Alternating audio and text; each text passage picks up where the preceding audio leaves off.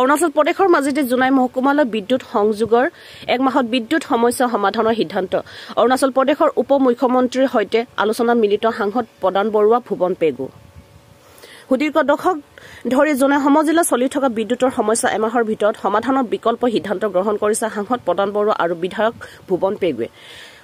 অৰুণাচল প্ৰদেশৰ উপ মুখ্যমন্ত্ৰী সোনাম মিন লখিমপুৰ সাংসদ প্ৰদান বৰুৱা আৰু জনাই বিধানসভা সমষ্টিৰ বিধায়ক ভুৱন পেগুৰ যুটীয়া উদ্যোগত ঐতিহাসিক সিদ্ধান্ত গ্ৰহণ কৰা হয় ৰুকছিন নিগলগৰ পৰা জনাই সমজিলাৰ অসম বিদ্যুৎ বিতৰণ নিগমৰ চৌহদলৈ 12.5 কোটি টকা ব্যয় সাপেক্ষে নতুনকৈ বিদ্যুৎৰ সংযোগ কৰিব এই বিদ্যুৎ যোগানে জনাই অঞ্চলৰ দীৰ্ঘদিনীয়া বিদ্যুৎ সমস্যা সমাধান কৰিব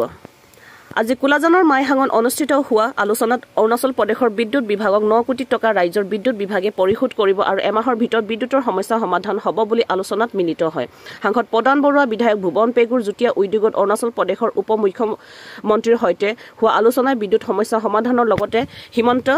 উন্নয়ন ক্ষেত্ৰত এটি খুঁটি হিচাপে গঢ় লয় শ্ৰদ্ধাৰ সাংসদ প্ৰদান বৰুৱা ডাঙৰীয়া আৰু মই লগ কৰি আমাৰ অৰুণাচলৰ ডেপুটি CM চৌনামেন ডাঙৰীয়াক লগ কৰি জোনাই মহকুমাৰ যেটো আমাৰ ইলেক্ট্ৰিচিটি যেটো সমস্যা আছে এই সমস্যাটো সমাধান কৰাৰ কাৰণে আমি নিগলগৰ পৰা এই আপোনাৰ 33 kV লাইনটো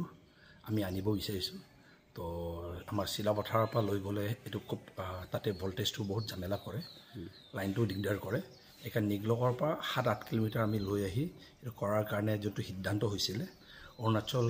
পাৱাৰ ডিপাৰ্টমেণ্টৰ লগত ইতিমধ্যে আলোচনা হৈ গ'ল আমাৰ অসমৰ পাৱাৰ ডিপাৰ্টমেণ্টৰ লগতে আৰু ইতিমধ্যে সাৰ্ভেও হৈ এতিয়া অসমৰ পাৱাৰ ডিপাৰ্টমেণ্টে আমি সিদ্ধান্ত ললো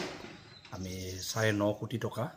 অৰুণাচল পাৱাৰ ডিপাৰ্টমেণ্টক আমি দি দিম তাতে আমি গোটেই লাইন চেন কোটা চটা পুটি লৈ আহাৰ কাৰণে তাৰ কাৰণে ইতিমধ্যে অৰুণাচল পাৱাৰ ডিপাৰ্টমেণ্টক জনোৱা হৈছে আমাৰ শ্ৰদ্ধাৰ ডেপুটি CM ডাঙৰীয়া তেখেত পাৱাৰ মিনিষ্টাৰ তেখেতক আজি অৱগত কৰি এটো সোনকালে কৰি দিব লাগে বুলি আমি আহ্বান জনাইছো তেখেতে খুব পজিটিভলি এটো লৈছে আৰু তাৰ পৰা আমি লাইনটো টানি দিলে জোনাৰ মহকুমাৰ আপোনাৰ এতিয়া যেটো পাৱাৰৰ ফ্লাকচুৱেশ্যন ভোল্টেজৰ ইস্যু এটো চিৰকালৰ কাৰণে সমস্যাটো সমাধান হৈ যাব তাৰ কাৰণে আমাৰ এৰাউণ্ড 12 কোটি মান খৰচা হ'ব ইতিমধ্যে গভৰ্ণমেণ্ট অফ আসামে পাৱাৰ ডিপাৰ্টমেণ্টে এটো সেংচন কৰি দিছে তাৰে 9 কোটি 9.5 কোটি আমি অৰুণাচলক দি দিম তাত হেতু লাইনত অসম লাইনত এৰাউণ্ড আমাৰ 3.5 কোটি টকা দৰকাৰ হ'ব হেতু ৰেডি আছে এই কাৰণে অতি সোনকালে এই এমাহৰ ভিতৰতে কামবোৰ আৰম্ভ কৰিব পৰাকৈ আমি ইতিমধ্যে কথা পাতিছো সো তেখেতে খুব পজিটিভলি এটো সোনকালে কৰি দিয়াৰ আজি আশ্বাস দিছে